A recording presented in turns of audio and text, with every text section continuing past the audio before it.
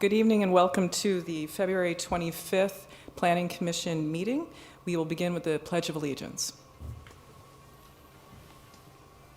I pledge allegiance to the flag of the United States of America and to the republic for which it stands, one nation, under God, indivisible, with liberty and justice for all.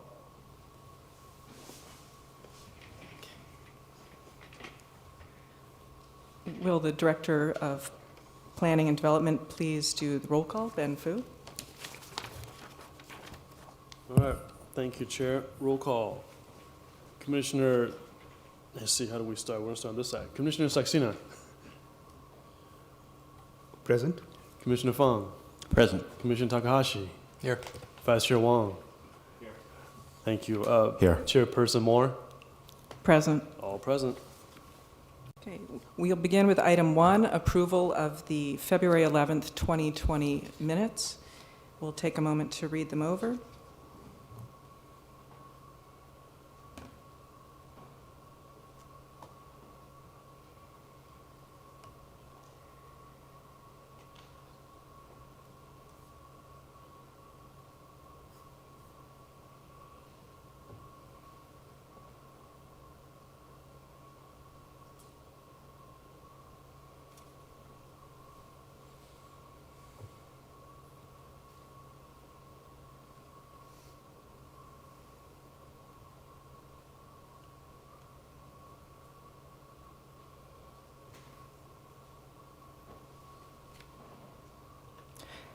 I move that we approve the draft minutes of the February 11th, 2020 meeting. A second.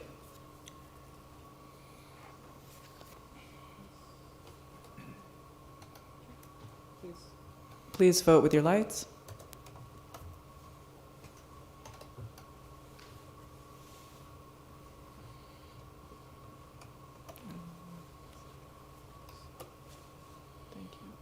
Okay, and the motion carries 4 yes and 1 abstention. Next, we move on to oral communications. This portion of the meeting is reserved for persons wishing to address the Commission on any matter not on the agenda. Speakers are limited to 3 minutes. In most cases, state law will prohibit the Commission from making any decisions with respect to a matter not on the agenda. Our first speaker is Jennifer Griffin. Welcome, Jennifer.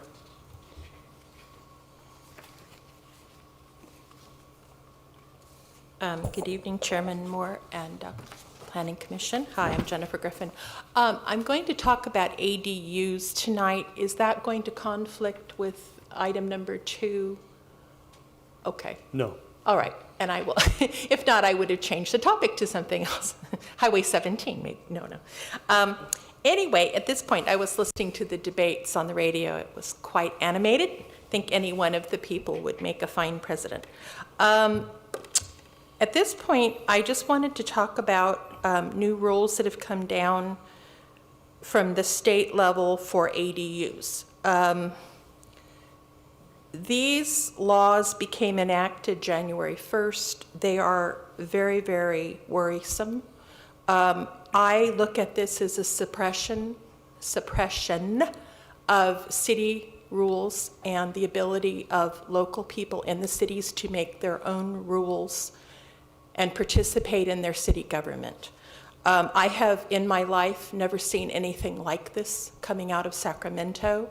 And as an adult, I am extremely terrified of what this implies for our state. As far as I know, my parents never went through anything like this except for the Depression and World War II. Right now, I think a lot of people don't really understand the draconian tone that the ADU bills are taking. Right now, because of the bills, you can have a 1,200 square foot ADU on any lot in the city and a junior ADU with no bathroom. This is making motels out of our cities. I see no reason to have this type of triplex motelism on a city lot. I believe that the intent of this was to motelize the state. I don't think that there was any overriding desire to provide housing for families. I think it was just to break the barrier of more than one living unit per lot. And I don't think that's such a great prize to have. We basically motelizing our state. You can also have any ADU 4 feet from a property line, and that means backyards too. This overrides the very, very minimum side yard setback in Cupertino of 5 feet. Why is anyone saying that they know better about how to site homes in Cupertino? Why would Sacramento even care? You can also have ADUs in apartment complexes where there are seniors. At the same time, they conveniently Please finish up. stifled the HOAs too. And no, I look at this as predatory. It is dangerous. It is not democracy. And we must do everything possible to fight back. Thank you. Thank you, Jennifer.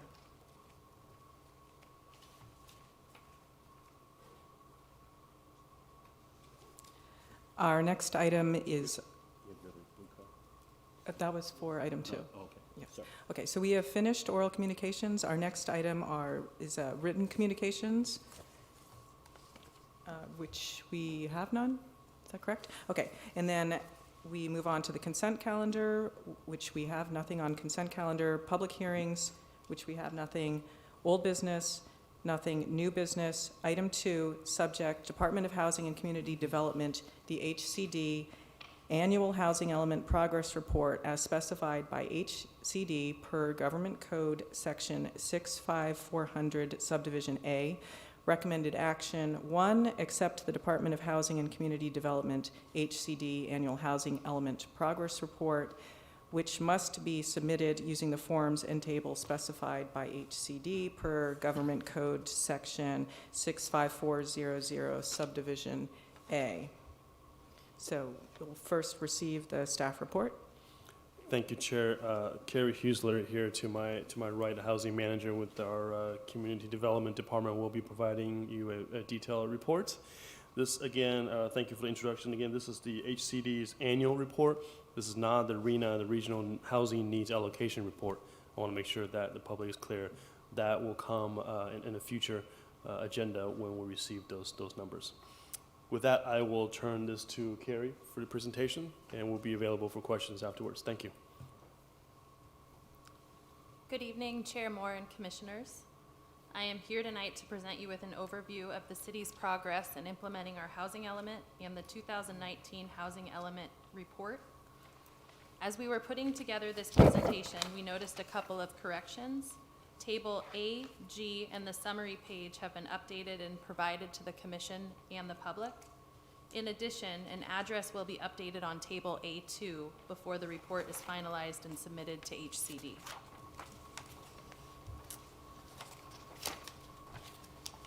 To give a background, in accordance with state law, California cities must have an adopted general plan with the housing element. Cities must adequately plan to meet existing and projected housing needs of people at all income levels. Cupertino's housing element covers 2014 to 2022, and it was certified by HCD in 2015 and adopted by City Council in May of 2015. The Regional Housing Need Allocation, RHNA, is the state-mandated process to identify the total number of housing units by affordability level that each jurisdiction must accommodate in its housing element. Each jurisdiction must prepare an annual progress report on the status and progress in implementing its housing element. In past years, the report focused on building permits issued for new housing units broken down by affordability level, the city's progress towards meeting its RHNA numbers, and the city's progress towards implementing its housing element programs. This new report from last year and then added to this year, some extra tabs, reflect changes to state legislation with significant reporting requirements. Here is an overview of the city's RHNA entitlements for 2014 to 2019. In 3 of the 4 categories, we have far exceeded our RHNA obligations. The city has entitled and produced 308 total units as counted towards our annual housing element progress reports, RHNA production. The city has entitled 3,190 units which have not yet been produced. The only area that has yet to be fully entitled is moderate income. I would like to point out that many of the moderate units are ADUs. We expect to continue to see production of ADUs towards the balance of 125 units. Here is an overview of the RHNA generation by developers for 2014 to 2019. For purposes of the annual housing element report, they require that we report only building permits issued. In the last 6 years, developers have applied for and been issued the following building permits. Overall, in 2019, the city issued building permits for 10 single-family residents, 14 duplexes, and 15 ADUs. You see there is quite a lot of housing that remains to be built. So here's an overview of the 2019 report. The 2019 report covers activity during January through December of 2019, the calendar year. Numbers are based on net new building permits issued, which adds housing to the stock. So if there's a house that was demoed and rebuilt, that would not be reported here because it didn't result in a new unit. The report will be submitted by the April 1st deadline. I thought it would be helpful to outline each table. We'll start with Table A. The city reported 1 housing development application for Westport Cupertino. This development application was submitted in 2018, and it was deemed complete in 2019, which made it eligible for this report. So we are reporting to HCD that Westport Cupertino was deemed complete in 2019 on the development application section.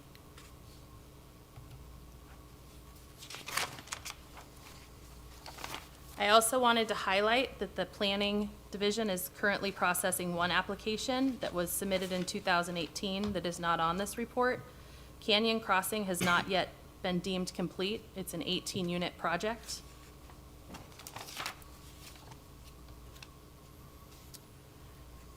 So Table A2 covers annual building activity report summary.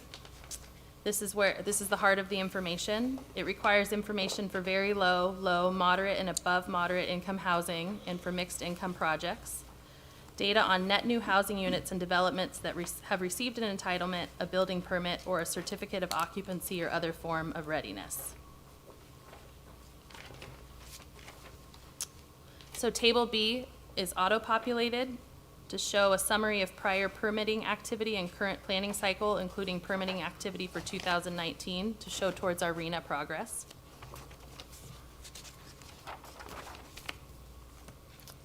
So Table C is sites identified or rezoned to accommodate or the shortfall housing need, and this is required when a city or county identified an unaccommodated need. This is not applicable to Cupertino. We have more than sufficient sites zoned to accommodate RHNA numbers. So Table D is the program implementation status. Planning Commission reviewed the housing element strategies twice this past month as part of the general plan annual review on January 10th and February 11th. So this information might look familiar to you. This is the status and the progress of housing element program and policy implementations for all programs described in the housing element. Cupertino is currently implementing all 26 programs and policies in the housing element. Table E is commercial development bonus approved. It's required if jurisdiction has approved any commercial development bonuses during the reporting year. This is not applicable to us. We do not have anything to report.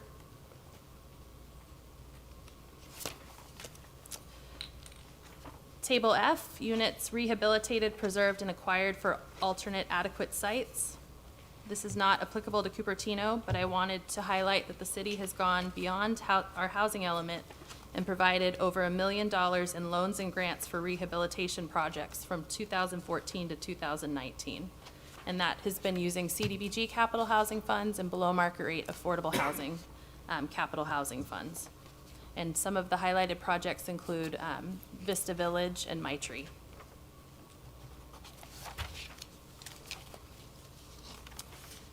And the last slide, which is new to this report this year, is locally owned lands included in housing element sites inventory. These are sites that are owned by the jurisdiction that have been sold, leased, or otherwise disposed of during the reporting year.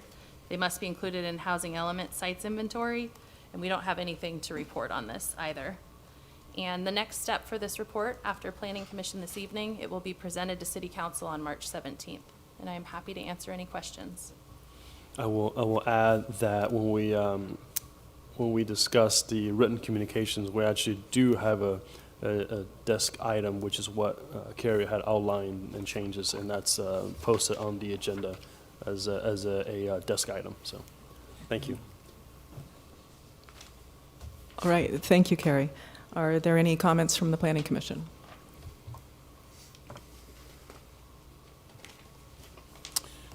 I just had a couple. One was that in the staff report, you did mention that the city, there was a question in the last session about the rotating homeless shelter. So thanks for including that information here. And I'm curious, you may not know this right off the top of your head, you may, but it would be great to include in the staff report when it goes to council, if you could give the breakdown of the loans and grants for rehabilitation over the past 4 years. Sure. I suspect, I don't know, I remember seeing a number of those go by, and it's roughly, I think it's roughly the same amount each year, but I could be wrong about that. So that would be great to see. I know we did something, we had to go 2 cycles or something to distribute the money this last time, I think, but I think that would be a useful piece of information. Okay, thank you.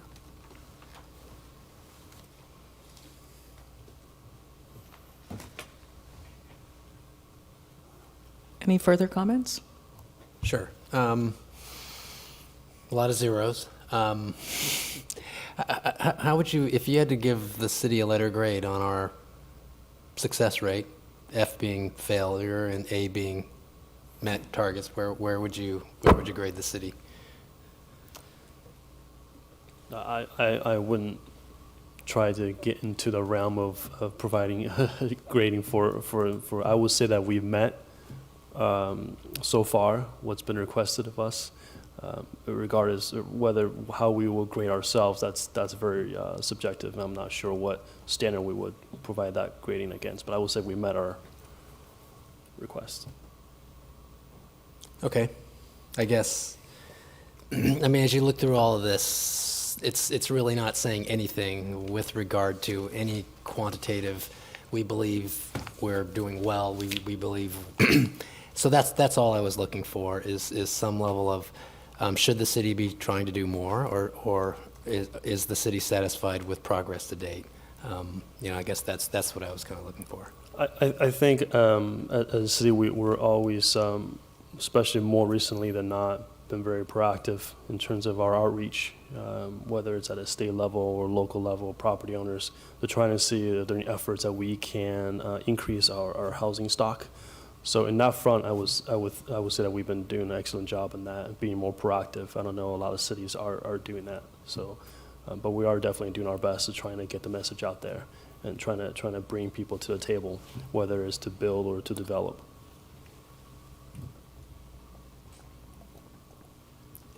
I think it's worth noting as to the form, the state law requires that the city use the form provided by HCD, so that sort of narrative wouldn't be something that the form could accommodate at this time. Any further comments? Okay. I was wondering, Carrie, if you could bring up, you had 2 tables, if you could bring up those sequentially, just to look at them again, and I want to make sure that those tables will be available to the public. So if we can add that to the agenda item online. So I have a question here. We have a projected need number, the 1064. And I was wondering, because I think that when we had the last general plan amendment, there was a different number that was looked at and perhaps studied in the EIR.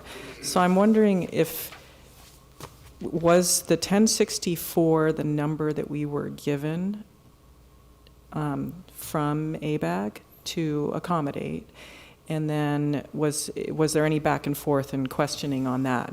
That's my first question. Sure. So the 1064 and the breakdown in the categories, I'm referring to the RENA entitlements by city slide.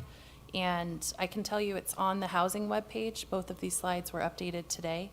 And the report will go on the website as well. So the 1064 and broken down extremely low, very low of 356, the low income of 207 units, moderate 231, and above moderate 270 is our assigned RENA numbers. We do understand that the next round of RENA numbers could be available on a regional level late this spring, but this report focuses on our current RENA cycle, our current RENA numbers. Okay, and then these go until 2022, and we'll be receiving new preliminary numbers in April, and then we should have our final numbers in the fall. So I'm just wondering how that overlap works between, we'll have these new numbers, but these ones, I guess they expire in 2022, so I'm not sure when do we have to have a plan in place for the new numbers? I know that the final RENA allocation will be available in September of 2021. In terms of the plan, I'm not familiar with our requirement at this point. Sure. Thanks, Carrie. That's a good point. This item, for those of you who kind of tuned in a little bit at last night's council meeting, special meeting, where we talked about the WIL program, you might have caught the fact that we are coming back with a RENA study session. So when we do receive those tentative numbers, if you will, preliminary numbers, we will have a discussion and a process where we bring back a study session, maybe have some options and have that kind of discussion here in preparation for the final and also our potential update. Commissioner Fung? Director Fu, I think you were here during the last, the approval of the last general plan. So would it be correct to say the new housing element needs to be approved in 2022? It's early in 2022. I believe it's in, they were trying to do it in January, but I think it needed to be by March. And that was the process to get approval ended in, in the fall of the prior year. And that there was, as part of the general plan, that was about a year and a half, 2-year effort. Correct? So I'm waiting for, was that the question? So Yes. the first of all, I wasn't here when the first round. I know it feels like I've been here a long time. That's true. You were there for the end, but not the beginning. I was not even here for the end, but thank you. Okay.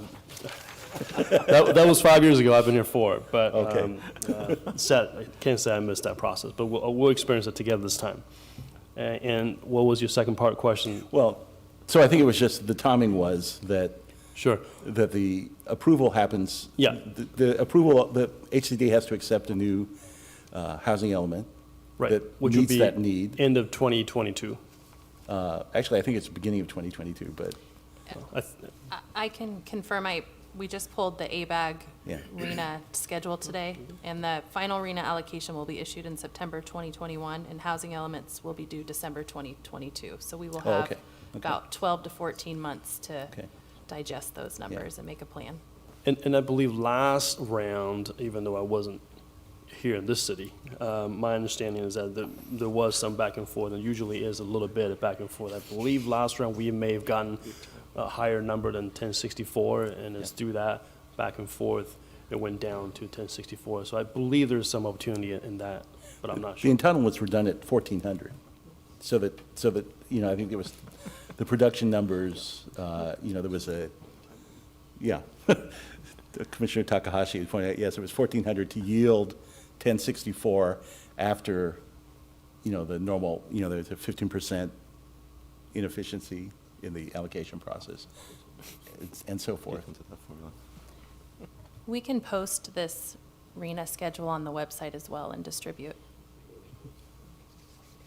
That would be great. I have another question with regards to this Valco project. Yeah, okay, good. So in the chance that this does not go through, well, either way, let's say it does go through and we are given a new RENA number, and let's just imagine you're given a number around 3,000. So do they look back at, if you were ahead some delta amount, do they look back and credit you, or are you just wiped clean, you've got a new 3,000 that you need to work on? To be honest, I'm not sure, but I don't think there's any look back. I don't think so, but. If we could find the answer to that, I think. sorry, city that was coun- my second part. I'm not sure, but we'll definitely look into that and get back to you. Sorry Yeah, about that. I think that's going to be an important question. I expect that to come up again as well. So thank you very much. Right, and we did, I know there was an earlier statement about, that kind of touched on developer accountability, and we did discuss that, a few weeks ago, that was something that we would like to see what we can do, especially considering the Hamptons. There's 600 units that are there. There's another 188 at Marina that can be built. So it is really frustrating that we have things that have been approved and that we can't make a developer, choose to start. And that's pretty frustrating. Another issue that I have is when I look at the breakdown between low and extremely low and very low. So they've got 50% above moderate and 50% at low and extremely low. And that's a requirement from HCD. But then on the flip side, we're told, and we have in our general plan, that we're only going to allowed to ask the developer for 15% of what they build to be affordable. So if I took just a simple, I'm going to take 1,000 units, let's say that's what we were told that we had to build, we can go to the developer and say, require them that they build 15% as affordable, and so they build 150 units, but we're being told that they need to build 500. So in order to make their math work, we would have to build like 3,000 units to get 450, and we still haven't made it. So am I understanding the logic correctly? I don't know if I'll categorize that as logic, but yes, you're correct. Has the city ever written HCD and pointed this out? And then we did have one opportunity to perhaps go from the 15% up to 20% if we could prove to HCD that it was feasible for the developer to, make enough money on their projects. But even at that, you're going to be told you can only ask for 15 or possibly 20% from the developer, but you need to produce 50.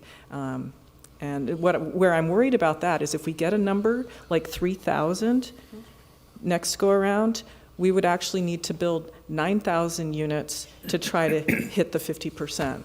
And when I was thinking about that today, and it becomes quite a monumental problem.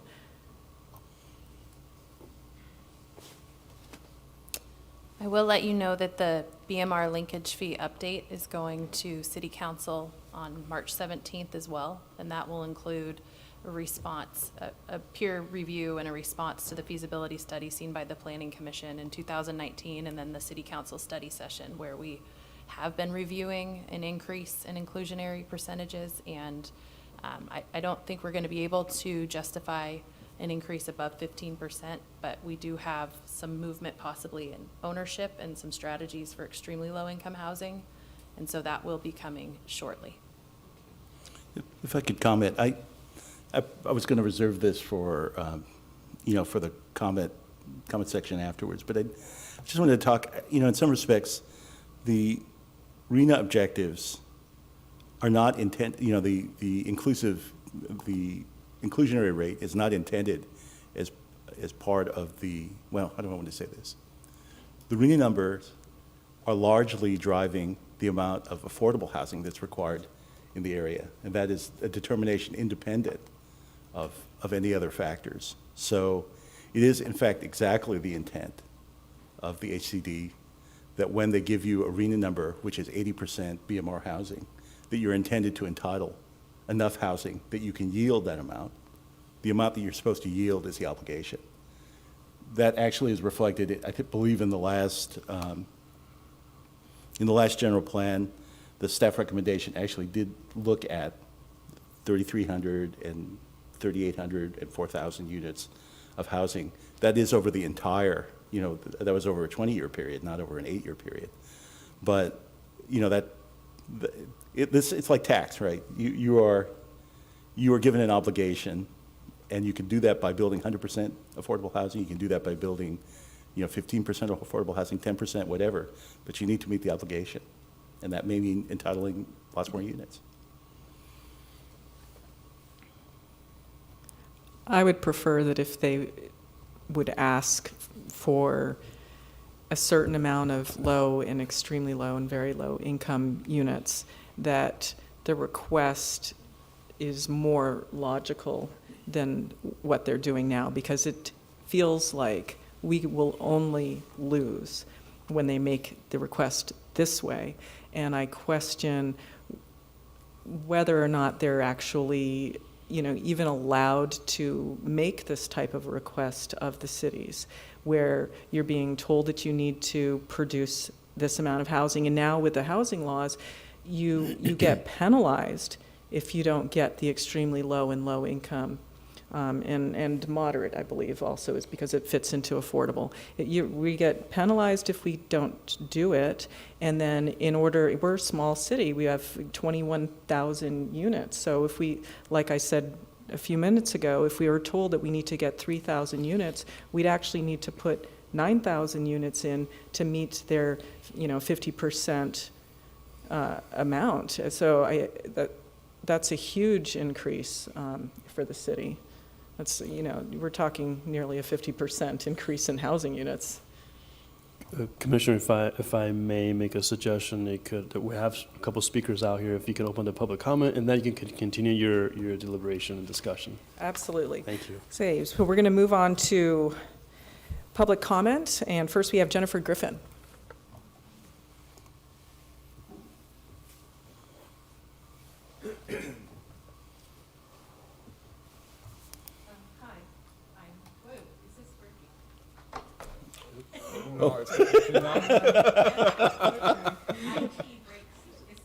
You can use the other one. Jennifer, there's another one to your right. If you want to use that one should work.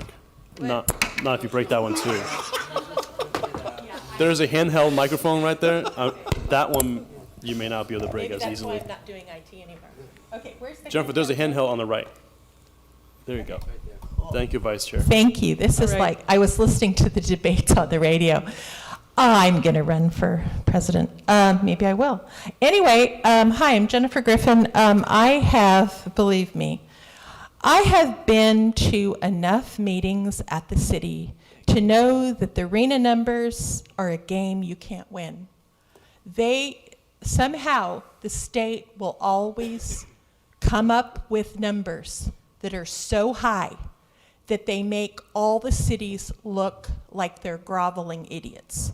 And I mean, there have been monkey business with the RENA numbers for years. Look at the, I think it's Huntington Beach drama last year, where the governor started attacking Huntington Beach for not producing like 10,000 units of housing, and the whole thing was a complete, Donnybrook. Cupertino is a generous and empathetic city. It has always been like that. As I have said before, Cupertino is the heart and soul of the state because we care. We care about our trees, we care about our people, and we do everything possible to take care of everyone in the city. Then again, I will state, there are things going on in Sacramento and San Francisco and Oakland that are beyond our control. They would like to think that it's beyond our control, but it is not true. I am a firm believer in the city's BMR program, where the city owns its own homes and its own rentals. I think that that is the most sure way to go. I am not a fan of destroying our neighborhoods to have motels become affordable housing units. Okay, yes, maybe they're providing housing, but it is setting up problems for the entire neighborhood infrastructure.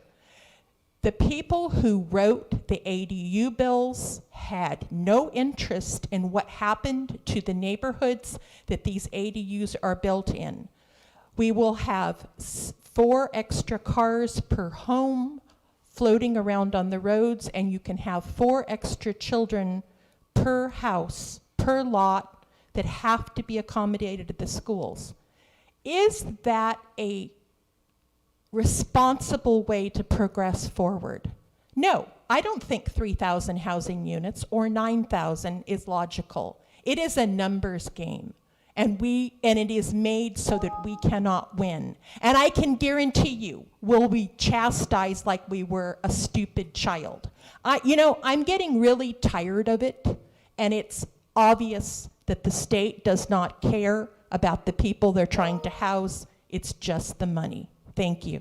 Thank you, Jennifer. Next, we have Connie Cunningham.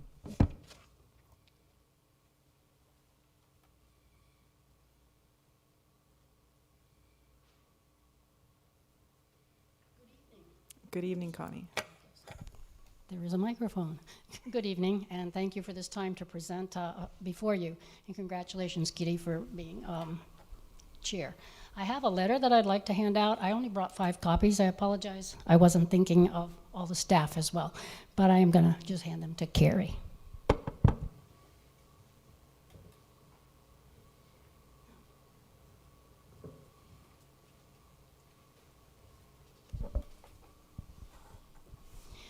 I'm here to speak on the RENA allocation for a couple of reasons. One is that as you talk about the numbers, as we all talk about the numbers, it really does seem to become a discussion about numbers and more numbers and how you divide them up and what the percentages are and whose money is doing what to whom. And we lose we lose sight of the people that we're trying to house in our city. And I agree with the concept that Cupertino is a caring city. We have a below market rate housing program. We've done many things to be helpful to our folks. However, given the lack of building of homes, not just in Cupertino, but in our entire region and the state of California, we find ourselves with a growing homeless population, and we find ourselves in a situation where we find that we are having a struggle figuring out what we want to do. We've heard often from folks who are very concerned from the side of saying, if we have RENA numbers built, that many numbers, oh my gosh, the place will go to hell. Then we also have, on the other side, folks who are very, very concerned that if we do not build, the place may very well go to hell.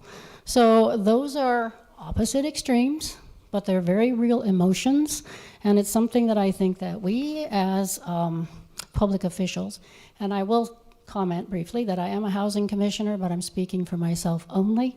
But nevertheless, as public officials, that we carry the burden that we chose to try to work through these problems and to help as many people in our city as we can. Before us, and what I'm planning to read into the record, if I can, is the entirety of a letter written by a group that is called Cupertino for All. It is a letter that has been signed by a number of former Cupertino officials, as well as myself, and of course the folks who wrote it, and a number of other people, and you can see who those are on the back page. And so I would just like to begin here. It was actually written to the Cupertino City Council, and it was given to them yesterday for that meeting, and I brought it today for your information. The meeting that they had yesterday about the Cupertino work plan does include a RENA staff session report for the Planning Commission to work on, and we hope that we can all work together to reach our RENA numbers or what we negotiate. If you don't mind, did the 3 minutes already go by? The 3 minutes have gone by. Yes. Okay, then I would like to just briefly say that in the final paragraph, because a lot of this does have to do with the report that Carrie has just read to you, so we don't need to read it again. Cupertino has a real chance to get ahead of the curve and maintain a greater say in its own housing and development policies by planning for this reality now. We can start identifying potential housing element sites now. We can re-examine our zoning policies now. We can envision the future Cupertino now. Cupertino can change its reputation Thank you, now. Connie. Please wrap The up. alternative is that, I'll wrap up. The alternative is that the state continues its intervention in local housing policy. The lesson that SB 35 should teach us is that if we fail to plan for the development we want, or at least can tolerate, then we may get development that we don't want. Thank you for your time. Okay. Thank you, Connie.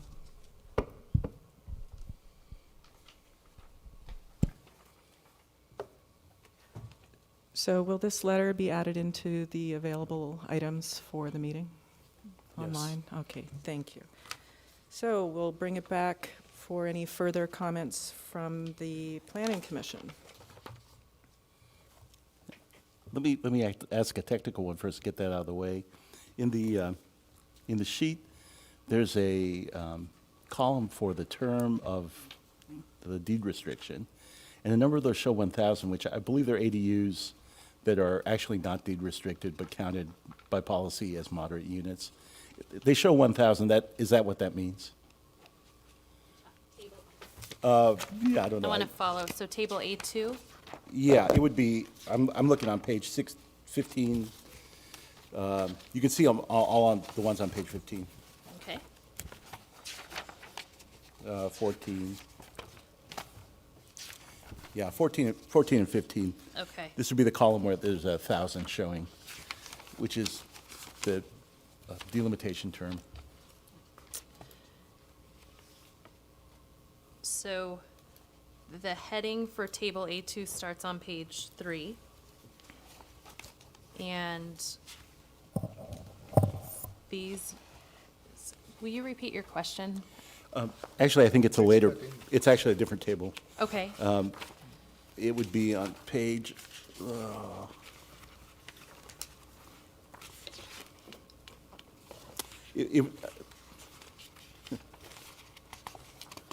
me see.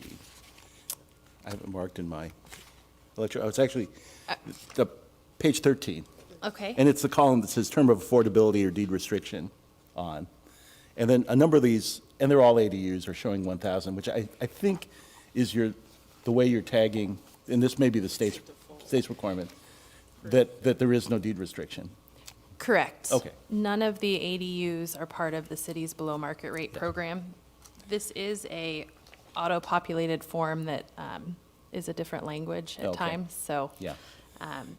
that's insignificant as Ju- far as Just the as a city is side point, concerned. that may be worth mentioning in the staff Yes, report as well. thank you. Oh, Chair Warren. Oh, yeah, quick question for both Ben and Carrie here. So how many cities actually make their RENA requirements? 4% in the last cycle, I believe. It's a pretty low number, right? Okay, so their target's kind of in there. So I just want to make sure that's clear. I mean, it's a low number, right? It's under 10%. I think it's under 5%, right? These numbers are just set up there, like a Politburo that says, hey, look, you need to hit these numbers for production, and then something hits. So that's kind of okay. Second question here is really, why are some cities singled out then? Like we see this popping up all over the place. Is there any kind of factors behind that? Anybody know? Or even I to a wouldn't CAO know. I staff? mean, that may Okay. be a question we can propose to our ACD colleagues, but I don't know. Okay, just checking there, because I mean, these numbers are thrown out there and then they come back, and I know that they're held up against the cities for not hitting numbers that they possibly can't achieve, but I mean, what's the input process from our end on the RENA numbers? We will send you this regional housing needs allocation schedule of key milestones. We'll post it on the website, but it is a process that started in October of 2019 and will go all the way through the final allocation in September of 2021. So it's about a 2-year process. I think what might help is the summer of 2021 is scheduled for RENA appeals. So there is an opportunity, and the city will be highly involved, and I imagine all of us will work together on our final numbers and our input. Yeah, no, the main thing was just trying to understand what that appeal process is, understanding the input process. Hopefully we have a better handle on that. So, because I think it's, I mean, you can tell, I mean, if only 4 or 5% of cities are actually making the RENA numbers, we got some, you know, it's kind of like, where are they coming up with these numbers and what are they trying to get to? So. Also, while you're looking at who's making the RENA numbers, if we could have some data on, you know, for instance, there's a city that has had met 200% of their RENA allocation. However, their housing prices increased. And if we could have some data regarding the cities which have exceeded their RENA allocation, and coupled with that, what happened to their housing prices during the same time, because there is a belief that you'll have trickle-down housing where if you build a lot in these very elite areas, that the housing prices will go down, and we need to know if that's actually bearing out to be true or not. Also, I was wondering if we have accurate numbers about the number of employees from Apple Computer in Cupertino, and if we have a trend. I think that's some information that if we're looking at jobs to housing balance that we're going to need to have, and in order to negotiate with ABAG and MTC, we're going to need to be able to see what the trend line looks like for employment. And there's, you know, the urban legend is that Apple headquarters was built on an empty cornfield when there were 27 buildings there that it was replacing. And so we need to have all of that information, you know, for the Planning Commission and the City Council to have at their disposal. Are there any further comments from the Commission?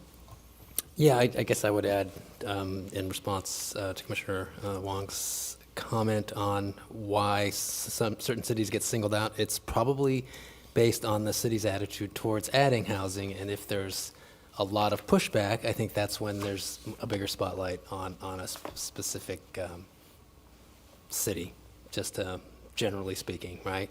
So that's just the way. If if it's perceived a city is dragging their feet and doing everything humanly possible to resist adding housing, i.e., we're not going to do anything, I think that's when there's more attention and more scrutiny. So I say that only because I've seen the ABAG numbers before, and the other regional, I was like, you know, cities like Beverly Hills seem not to get added. I just couldn't understand why they skate by and others don't. That's all. So. Commissioner Fung? Well, I think there's an incredible amount of misinformation about how traditionally, how the current RENA numbers were calculated. They're very similar in process to how that's been done before. You know, this is the 7th cycle. The previous 2 cycles before that are very similar. The big adjustment in this last one had to do with compensating for the recession, right? But it's a mathematical, a mathematical calculation that's extremely transparent. You can go to the site, you can see the website, you can see the formula. The calculations are all done on a regional basis. So the first myth that you see here over and over and over again is if we build an office building, we're going to have an increase in our RENA number. There is no basis for that in the existing RENA model. That may change in the future, but there is no basis for you build something here and then something happens in result. What happens is in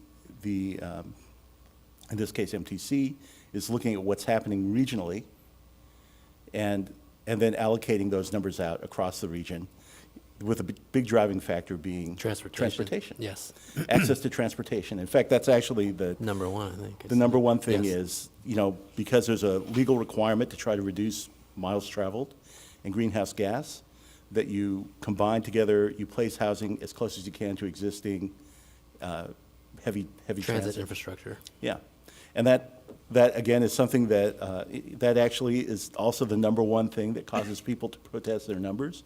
In the last cycle, Palo Alto made a big application because they have, you know, obviously they have Caltrain there, and they felt that they were the mathematical calculation was driving their RENA number too high.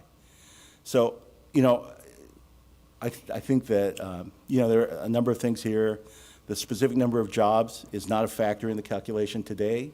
Again, may or may not be the case in the future. There is no job housing ratio anywhere on the ABAG site in the last cycle. It's just not, it's a myth. So I hope that we can, as part of studying the process and going through this, into this next cycle, that we can understand, understand what's going on. I would also speak to, there's a question of how are these numbers derived. The way the numbers are derived are that if you look at the population and you look at the expected population trend, these numbers reflect the actual need for below market rate housing. Now, you could try to make that a process which is soft and say, well, we ought to make this, you ought to have an allocation like this because that seems like it's about right, when in fact, what they're doing is they're saying this is the true need. In Cupertino, in a city of 60,000 people, is there a true need for 370 extremely low housing units? Yeah, probably. Yeah, probably. But it is extremely hard. And I think everybody recognizes that, more than 50% of the cities in California are unable to even make their above market rate arena numbers. So, I think that it's not useful to have a number which doesn't mean anything. It is challenging when it's a number that is high like this, and I think that it's possible. I mean, you can look at it as there are being penalties for not achieving the RHNA target, but the penalties are not. They are not. Your allocation was 400 and you only got 100, or you only got 50. That isn't the cause of the penalty. The cause of the penalty is to recognize there are things you do that block the production of housing, and those are the things where you're penalized. You're penalized if you have objective rules for approving housing, and you decide to approve them subjectively instead. That's when you get a penalty. If you massively fail, if you fail to even hit the number of market rate housing that was in your RHNA number, that's what gets you the 10% SB 35 streamlining. So that they're all, I would concur with Commissioner Takahashi that these are, when there are penalties, when there are penalties or when somebody signaled out, that's because you went out of your way to make it difficult to build. And quite frankly, we have that problem here. I don't know. The initial report that we got was pretty sad because you almost literally could not do worse than what we saw there. No attempts, no applications for new housing, no approvals, no building permits outside of the small number of ADUs. I think it's also worth noting that the funding applications are coming through Housing Commission and City Council this next month. And the city just closed the NOFA the Notice of Funding Availability for our Housing and Human Services grant funds. And we had a $6 million pot of our below market rate affordable housing funds, and we did not receive any applications for that. So we're not able to use that tool to assist in development either. So I think that there are many, this is actually, I think, the housing element explicitly, it's housing element 2.3.6, explicitly calls for a number of tools and incentives to try to encourage development of housing. That includes things like density bonus, it includes things like using the pools and funding. So, I don't know, it's frustrating for me, since it's this comment time, I would say that zero actions that came before this planning commission last year were things that would try to enhance or incentivize somebody to build housing here. The only exceptions were the ADU requirements that were mandated by the state. So, I hope we can up our game. We actually, I went to a session where Palo Alto talked about how they do this, how they try to address this, and they have a very interesting objective. It's surprising to me the staff guy actually said this in front of people, but their objective there is to hit the affordable numbers so that they're not subject to 10%, or in their case, probably 15% SB 35 application. Under the trend that we have here, we won't even be able to do that. So I really hope that we can up our game.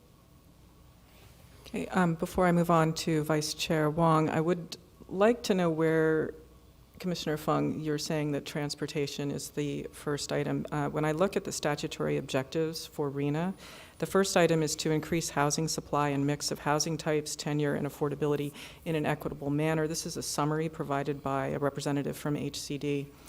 Next is provide infill development and socioeconomic equity, protect environmental and agricultural resources, and encourage efficient development patterns, followed by promote improved interregional jobs to housing relationship, including, and they bolded this, including jobs, housing, fit. This is Government Code 65584, subdivision D. Followed by balanced disproportionate household income distributions, more high-income RENA to lower-income areas and vice versa, followed by affirmatively furthering fair housing. None of these items refers to transportation in the California Government Code for the RENA statutory objectives.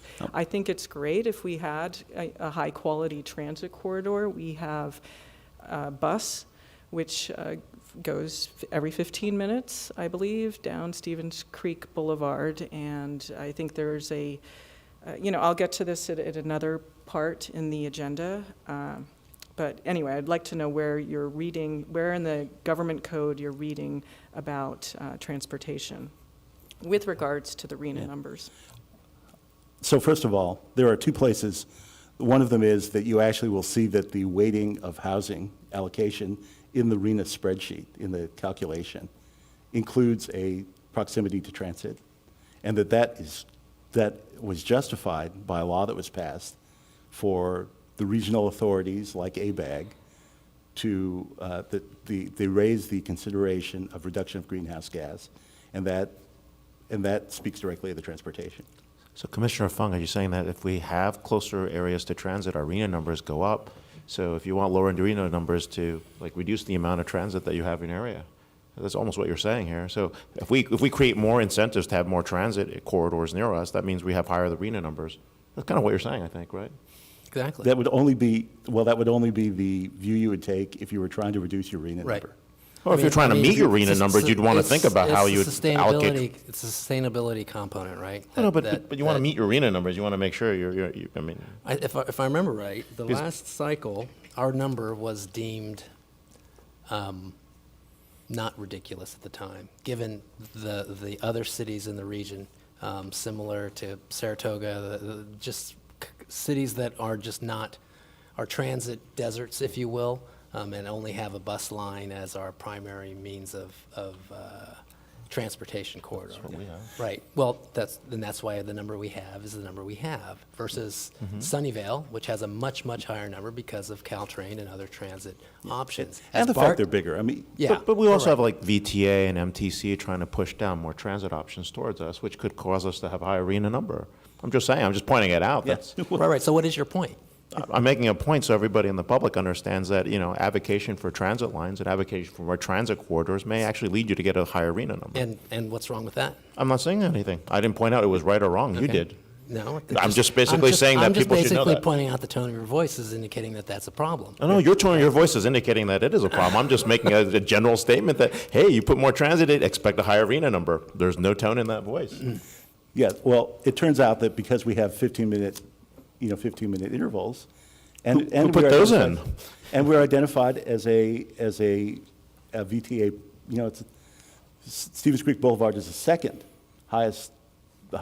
With empty buses of nobody riding them, causing us how many millions of dollars? That's a very interesting problem, guys. So you're running more transit lines at higher frequency with nobody riding them so that we can get higher RENA numbers is an interesting problem. That's all. I'm just pointing it out so everybody knows. So I mean, why are we spending that much money on transit lines where nobody's using them? If you've seen these buses, they've even blackened them out so people can't even tell there's nobody in the buses. I mean, that's how funny it is. You can't even look in. You look in, there's no one there. You get in there, you wait in the bus stop. I always wait in. I try to figure out, hey, are people riding this puppy? And I see nobody in there. I ask the bus drivers, anybody driving this? Like, oh yeah, we get 1 or 2 people maybe on this line. That's all. I mean, Vice Chair Wong, may I ask a question?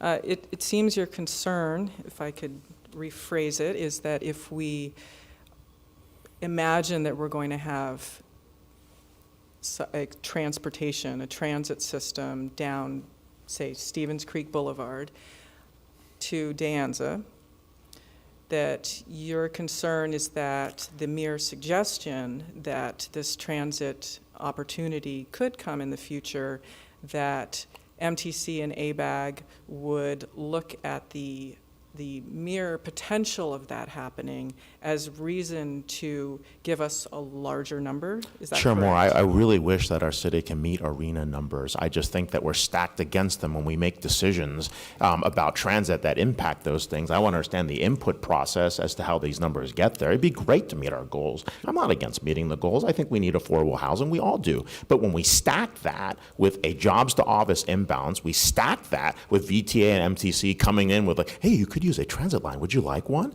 Oh, sure. Okay, that'd be wonderful. Oh, by the way, you didn't know that was going to sack your arena numbers and make them higher? That's a problem. So we should at least understand what the input criteria is, not get ourselves into that kind of trouble. That's the point. You want to make the targets. Why make it worse? Everybody's supportive of understanding, but I think that the challenge is, you know. Who there's wanted a the rena- bus line? Who there's a asked for the rena- bus There's a line? rena Commissioners? calculation.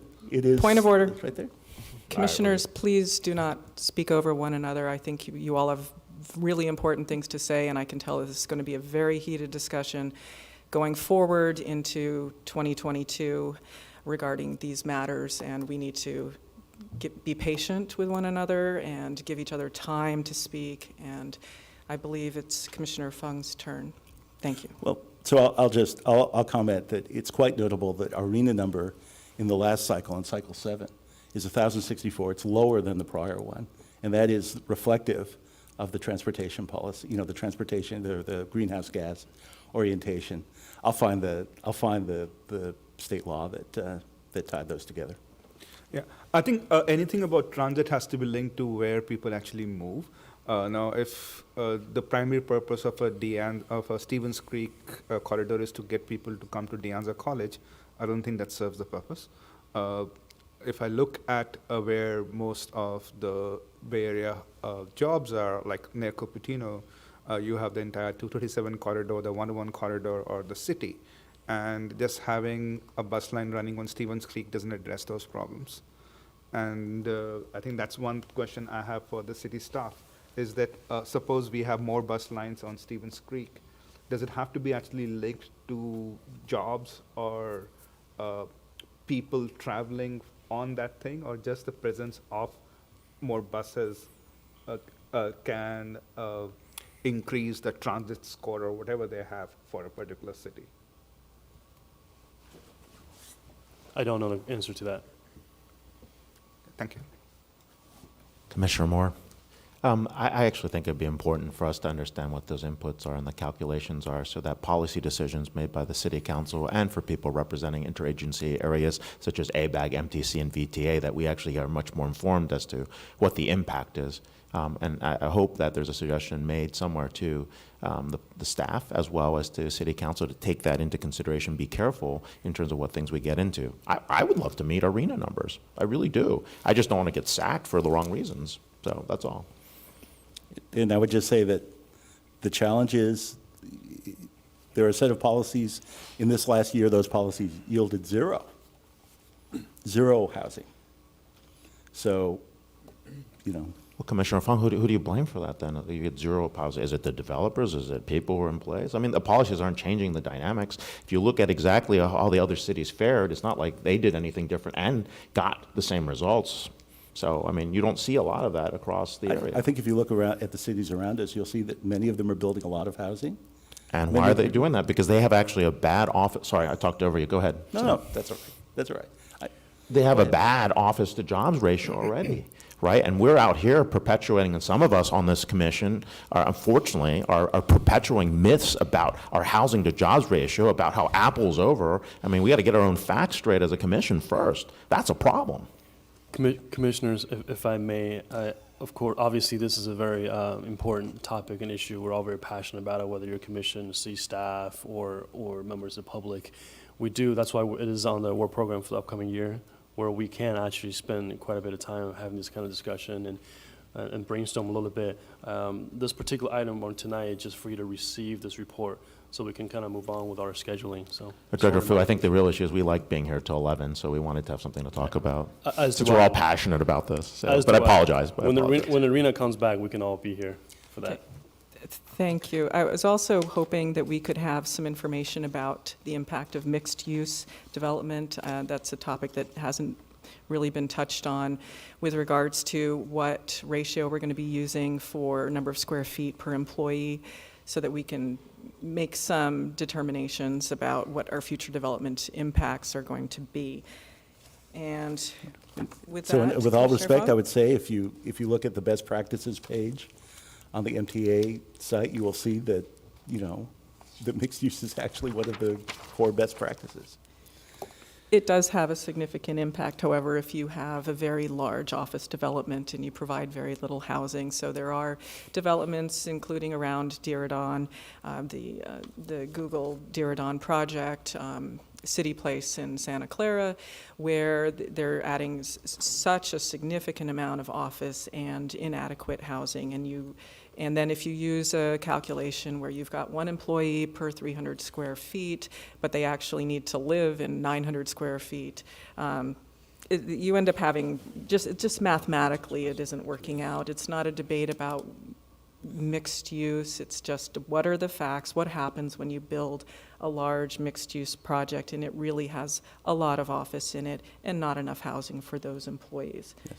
I think we agree So on that. certainly for the case for the Google Village, that is literally the biggest transit center on the West Coast that they're building at. So the ratios and the numbers are different then. This might actually make an interesting forum discussion for the community at one point. I think we might want to consider that. And I think, given how lively this discussion has been here, that might be something we want to look into for the future. I With think that would that- be a good idea. Yes, thank you. So I just did want to make one other comment. We do this report for a reason. It may be difficult to subjectively grade yourself, how did we do? But when you have a report like this, one of the things that I think, one of the messages, one of the pieces of information that come from that is, if you have an 8-year arena cycle and you divide it by 8, that pretty much tells you it would be nice if you did it in this way, at that rate. It would be nice if at 4 years into an 8-year cycle, you were at about half, or you had some path where you saw that might be the case. And if the numbers come up initially 0, I recognize that Westport was an omission in the first pass. That I think that is a matter for concern, and I just hope that gets registered when it goes up to the council. With that, I believe we can close item 2. And thank you, Carrie. And let's move on to staff and commission reports. No additional staff report, thank you. Okay, thank you. Any commission reports? I don't have any. Okay, Commissioner Fung? I got a couple. My main one, actually, if you can come back. My main one is that I attended the mayor's meeting last time, and I forgot to report that. Okay, great. Commissioner Takahashi? And Vice Chair Wong? Nothing at this moment. Okay, I'm going to open up a can of worms with this. I would like there to be a study session showing all the options on the table for where the housing can accommodate the new RHNA numbers, while also engaging in a debate on the validity of the numbers if there's any doubt to what we are given. And this may include getting information from Apple, our largest employer, regarding their existing employment trends. And this study session, I'd like to have ideas about the location, types, density, and transit options. And with that, there is a report, a series of RFIs on the San Jose website, and it is regarding an airport Diridon-Stevens Creek connector. And I'm going to start by quoting their website. It says, exploring a faster way to connect Silicon Valley's transportation and employment centers. Can a new transit connection between Mineta San Jose International Airport, Diridon Station, and West Santa Clara Valley cities come to life faster and cheaper than conventional approaches? That's the question several South Bay transportation agencies asked tech, construction, and transit companies through a request for information, an RFI, published in July of 2019.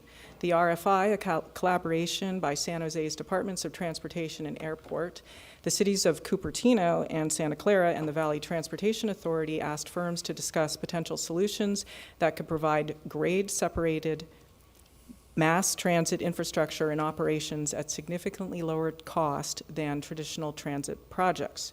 We received 23 responses discussing a broad range of innovative approaches, we being San Jose,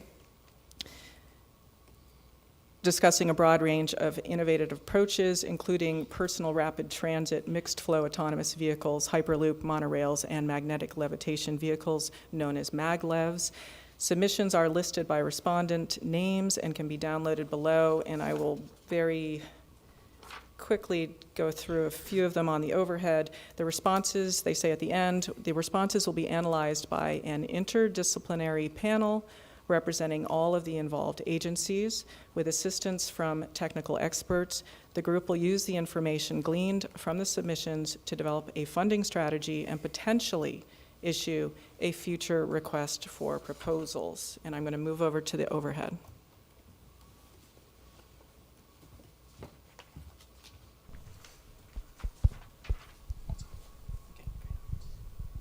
Tell me if it shows up for you. I need to center it. Okay, so I went through their RFIs. I found 20 of them. Many of them were conceptual, but there were several which are actually in service in different parts of the world. So you can see the first item is by To Get There. If you go to the San Jose website, and this will end up being part of our packet for this evening, so you will have the links. If you go to the San Jose website, you can go to each one of these RFIs and go through the packet yourself. So the first one is an elevated track with little cars on it. The next one is you're looking at a monorail track by Bombardier. Next by BYD, it's another monorail track. And both of these by Bombardier and BYD are monorail tracks with a secondary track also. So if you look at this lower photo, you have the monorail and then a sky shuttle below it.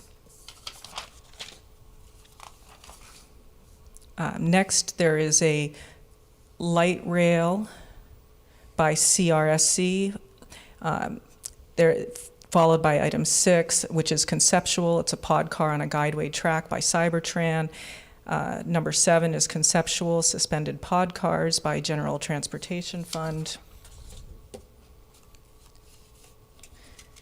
I know a lot of us laughed at the Hyperloop. There is a Hyperloop proposal, however, that is a lower speed Hyperloop which would be able to accommodate the distance, and that was suggested either above or below grade, followed by J-Pods, which are conceptual suspended pod cars, Modutram, which is conceptual pod cars on a guideway, and very few actually had a cost projection. That's why you have NA. This is a report that I put together. 13 from Southern Illinois University. It was a conceptual project, which was based off of what San Jose State has, the Spartan Superway, pod cars on a guideway. Superways, item 15, conceptual hanging pod cars from a guideway. And there's a suggestion, an RFI from the Boring Company, autonomous underground highway with Teslas and that is moving from concept to contracts. Thank you. Item 18 from TriTrack, conceptual hanging pod car capable of street driving. And item 19 from Ultra MTS and Strata. It is actually currently in service, and that is pod cars on a guideway.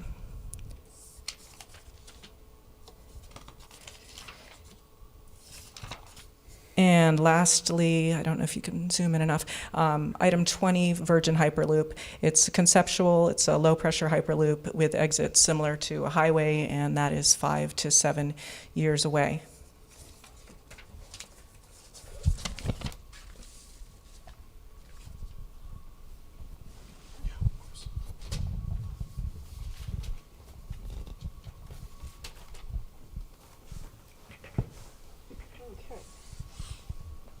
All right, so thank you for sitting through that. So as you can see, there's a lot of different conceptual and some also in-service variations for transit that could occur from Diridon to Stevens Creek, Danza College.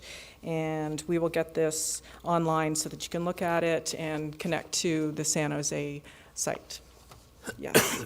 Commissioner Moore, I think for the other commissioners, if you really want to see some really interesting futuristic cities that are circular, address CSR issues and strategic goals based on the UN Strategic Goals initiatives, check out the Woven City from Toyota.